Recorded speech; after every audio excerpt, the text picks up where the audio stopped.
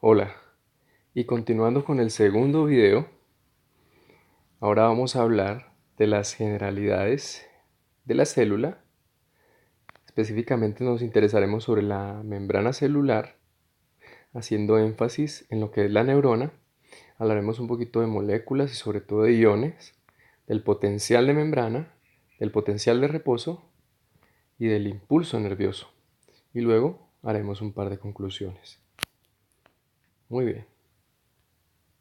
Entonces, la neurona como célula pues contiene un núcleo que es la estructura central que cuenta con los cromosomas y los genes que tienen el plan celular para generar proteínas y para los procesos que lleva a cabo la célula. Tiene membrana nuclear que rodea el núcleo, un retículo endoplásmico que son unas capas de membrana plegadas. Allí se agrupan proteínas. Y además cuenta con mitocondrias, que son estructuras que obtienen, almacenan y liberan energía. También hay un líquido intracelular, el citosol, en el que están en suspensión estructuras internas de la célula. Y además, en el caso de la neurona, contamos con microfilamentos y microtúbulos que participan en el transporte y en el sostén estructural de la neurona.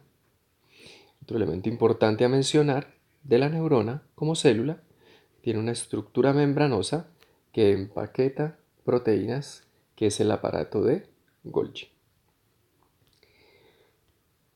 Y ya más particular, como elementos de la neurona que hacen parte de su identidad, tenemos las dendritas, que son prolongaciones o ramas a partir de su soma, como lo son las primarias, y hay unas ramas que son secundarias o terciarias que se derivan unas de otras, como una arborización real.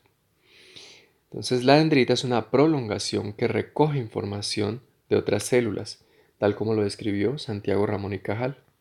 Y en las dendritas, sobre todo en las células piramidales, se ubican espinas dendríticas, ¿sí?, que son pequeños abultamientos o protrusiones citoplasmáticas que aumentan la superficie celular para la recepción de mayor cantidad de contactos sinápticos.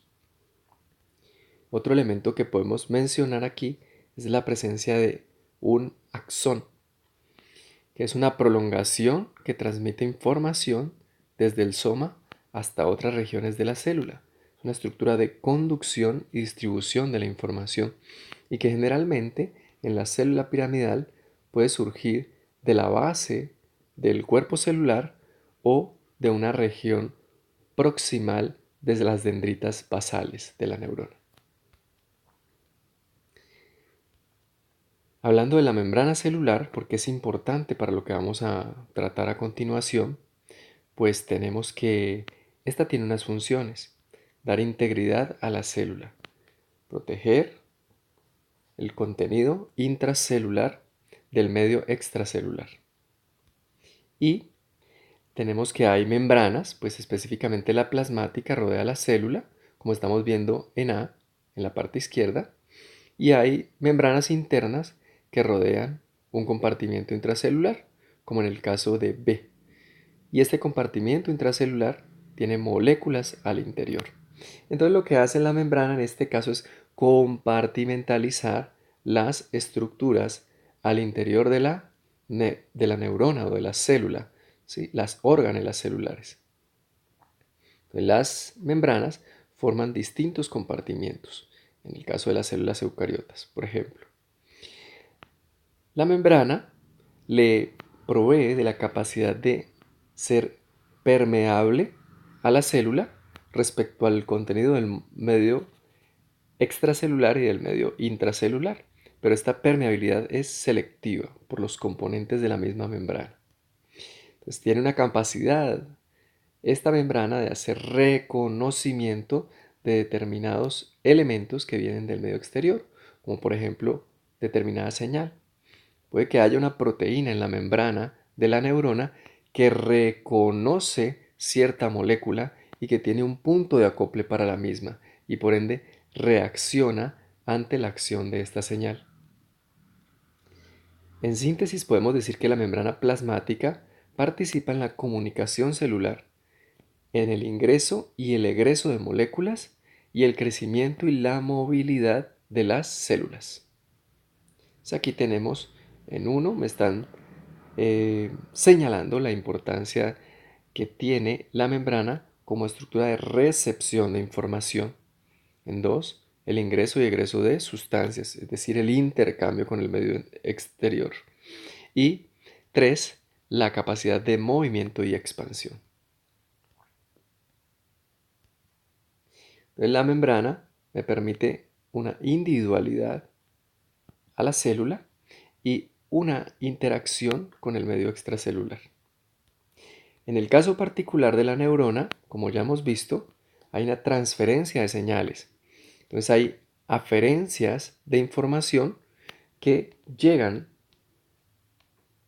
a la célula, si en este caso la célula de la derecha, a través de la espina dendrítica, está recibiendo inputs de información a través de la modificación que hacen las moléculas de neurotransmisor del axón que hay a la parte izquierda de la imagen cuando se libera el neurotransmisor en la hendidura sináptica.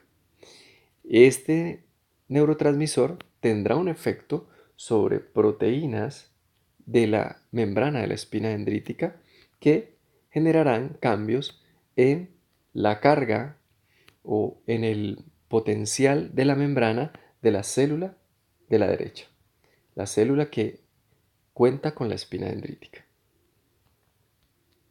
Entonces la membrana tiene una estructura y específicamente la que rodea la célula tiene un porcentaje de proteínas. Si en este caso me están diciendo que 55%, en otras membranas que compartimentalizan a ciertas organelas del interior de la célula podrá ser más alto ese porcentaje.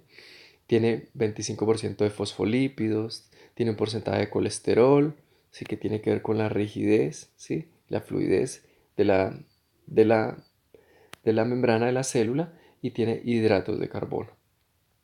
Aquí tenemos pues una visión un poco más tridimensional de lo que es la membrana celular. Entonces, lo que me está haciendo énfasis allí es que se compone de una serie de moléculas llamadas fosfolípidos, ¿sí? Que tienen una cabeza que contiene un elemento que es el fósforo. Ya mostraremos a continuación esta estructura unido a algunos átomos y dos colas que son lípidos o grasas, ¿sí? Me están diciendo aquí que este es un fosfolípido y que cuenta con una cabeza. Me está diciendo que la cabeza es hidrofílica, es polar, es decir, hay atracción por el agua, y las colas son hidrófobas, es decir, son apolares. Aquí hay otra representación del fosfolípido y aquí hay otra, una más específica. ¿Sí? Vemos cómo tiene fosfato y algunos otros elementos hacia la cabeza y aquí en las colas tiene los lípidos. Y aquí hay una micrografía electrónica que me muestra la estructura de la bicapa lipídica de la membrana plasmática. Entonces, allí vemos la constitución de esas cabezas de fosfolípidos, ¿sí? Que el corchete nos muestra. Cada extremo del corchete estaría prácticamente sobre la porción de las cabezas de los fosfolípidos y hacia la parte central, que está más claro, estarían las colas lipídicas que constituyen esa otra parte del fosfolípido. Bueno, aquí ya me está señalando que hay una serie de estructuras proteicas que también hacen parte de la membrana celular. Entonces en verde tenemos una serie de proteínas que están en relación con los fosfolípidos anteriormente mencionados. Esas proteínas tienen diferentes funciones y diferente estructura. Aquí se ve un poco mejor los fosfolípidos con cabezas naranja, ¿sí? Con colas verdes. Hay algunos hidratos de carbono hacia el exterior de la membrana celular que hacen parte de lo que es la matriz extracelular, y están las proteínas, en este caso integrales de la membrana celular, que están en color azul. Aquí tenemos tipos de proteínas que puedo encontrar en la membrana. La membrana celular sería esa banda un poco gris que está atravesando horizontalmente, y las estructuras verdes serían tipos de proteínas que están relacionándose con la membrana celular. Hay proteínas transportadoras, hay proteínas de anclaje, hay proteínas que son receptoras de moléculas y generan una serie de cambios, y hay unas enzimas que participan en la síntesis de algunos elementos que son importantes para las funciones metabólicas, ¿sí? O para las cascadas bioquímicas que tienen lugar al interior, en este caso de la neurona, por ejemplo, en la síntesis de segundos mensajeros. Bueno, aquí me está mostrando el modelo de mosaico fluido de la membrana plasmática con todas las estructuras que contiene la bicapa lipídica de fosfolípidos, las proteínas, el colesterol, ¿sí? Los hidratos de carbono, etc. Otra visión de los elementos de la membrana. Estamos haciendo énfasis en la parte superior, el medio extracelular, y en la parte interior, pues el medio intracelular o citosol. Ok, en este caso entonces podemos decir que las neuronas y las glías están fuertemente empaquetadas. Como todas las células, están separadas por fluido extracelular. Entonces aquí vemos que atravesando pues ciertas estructuras, como lo son la capa de células ependimarias que tapizan los ventrículos cerebrales, ¿sí?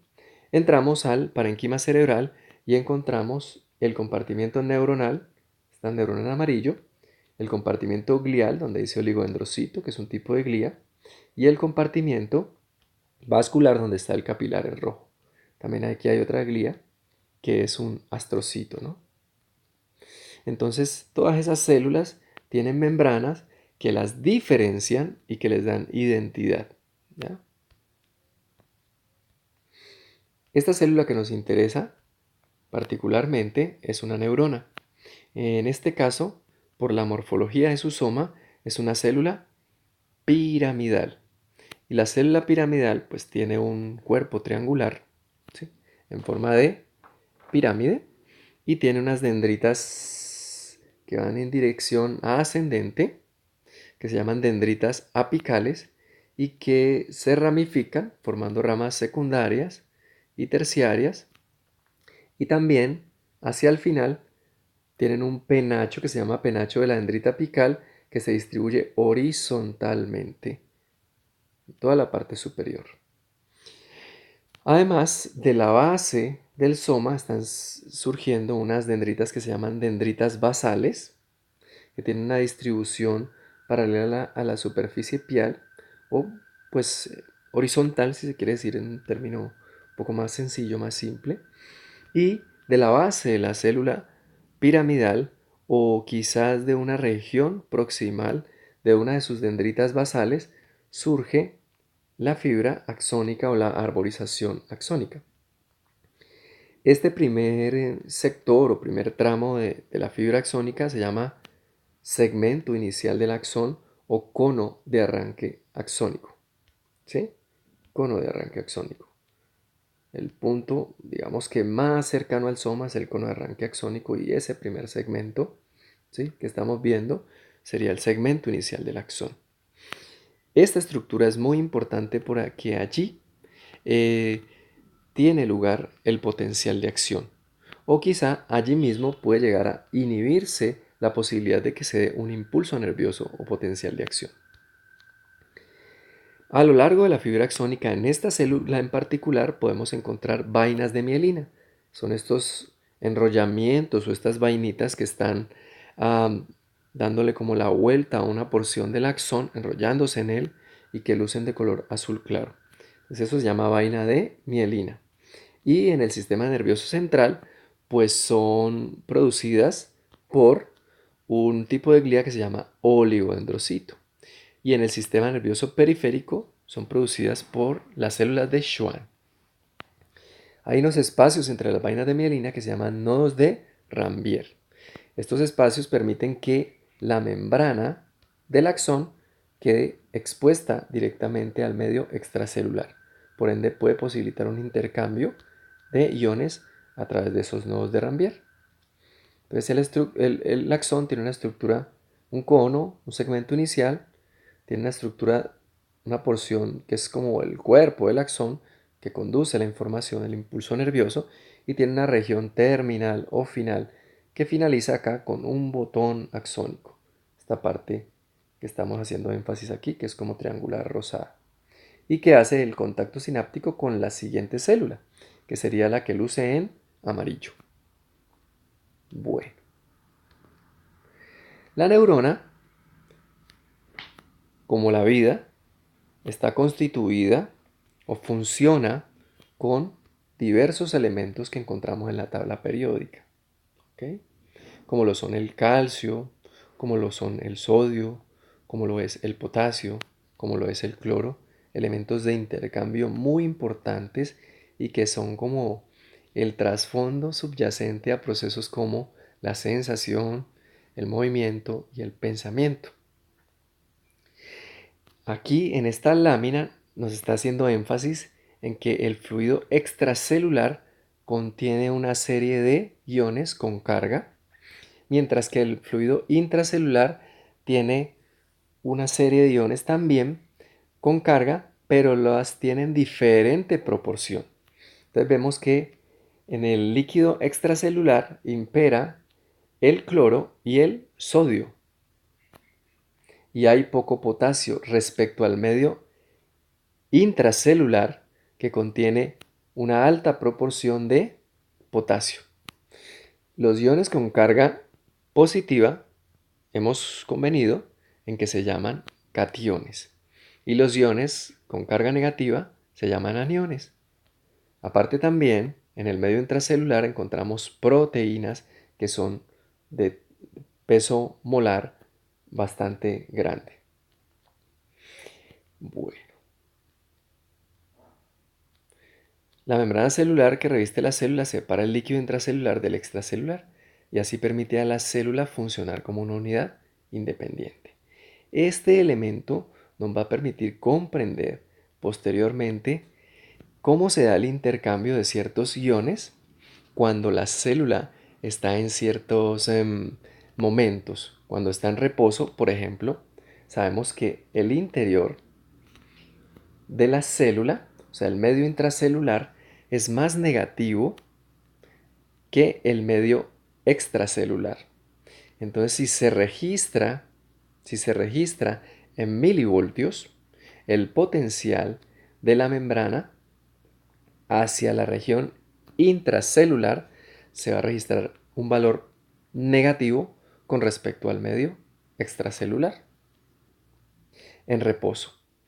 Y también, como sabemos que hay más potasio al interior de, de, de la membrana, en el medio intracelular, pues entonces ese potasio, como la membrana dispone de muchos canales de potasio, pues como hay mayor concentración, el potasio tiende a salir, a difundirse al medio extracelular, por el principio que dice que los iones tienden a ir de un lugar de mayor concentración a uno de menor concentración.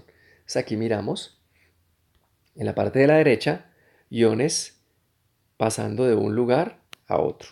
Entonces se supone que en reposo este potasio puede ir de un lugar de mayor concentración, que es el medio intracelular, a uno de menor concentración, que es el medio extracelular. Pero como afuera es más positivo, porque hay una gran cantidad de iones de sodio que tienen carga positiva, las cargas del mismo valor se repelen, ¿sí? Siendo afuera positivo y los potasios siendo cationes positivos también, tienden entonces los potasios que salieron a volver a entrar, porque adentro, en el medio intracelular, es más negativo y las cargas opuestas se atraen.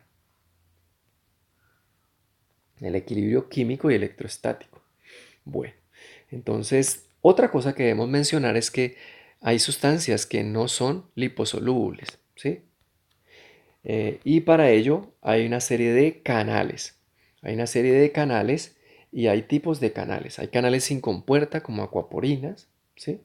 Hay canales sin compuerta que permiten la fuga de potasio y de sodio. Y hay canales con compuerta que están cerraditos. Canales son proteínas, obviamente, que están cerraditos y cuando hay cambios en el voltaje de la membrana, son activados por el voltaje y hay unos que son activados por ligando, es decir, cuando llega una molécula, por ejemplo, de neurotransmisor y entra como la llave en la cerradura, en un punto de acople de este canal y permite que se abra la compuerta. Hay unos de activación mecánica que seguramente tienen que ver con la parte sensorial y hay unos que están activados por proteínas G, que tiene que ver con cascadas bioquímicas que se dan al interior de la célula. Aquí lo que estamos mirando es una micropipeta que estaría eh, sensando la actividad eléctrica de un receptor. Entonces hay tecnología que nos permite mirar incluso la actividad eléctrica de una proteína de la neurona. Entonces la técnica de patch clamp es una técnica de registro de una zona específica de comportamiento eléctrico. Por ejemplo, cuando se aplica una pequeña descarga eléctrica en una región de la membrana celular, cómo es el comportamiento de las estructuras que están allí. Por otro lado, aquí me está mostrando cómo en esta neurona la fibra axónica está mielinizada y ciertas partecitas, vuelvo y hago énfasis, que son las partecitas que quedan libres de vaina de mielina, espacios internodales, se llaman los nodos de Rambier, estarían más expuestos de alguna manera a tener interacción entre el medio intracelular y el medio extracelular en ese sector, mientras que la mielina es un aislante de estos procesos de intercambio. Ahora vamos a ver un video que nos va a hablar sobre el potencial de acción o el impulso nervioso, que es trascendental para que se dé la comunicación entre las neuronas.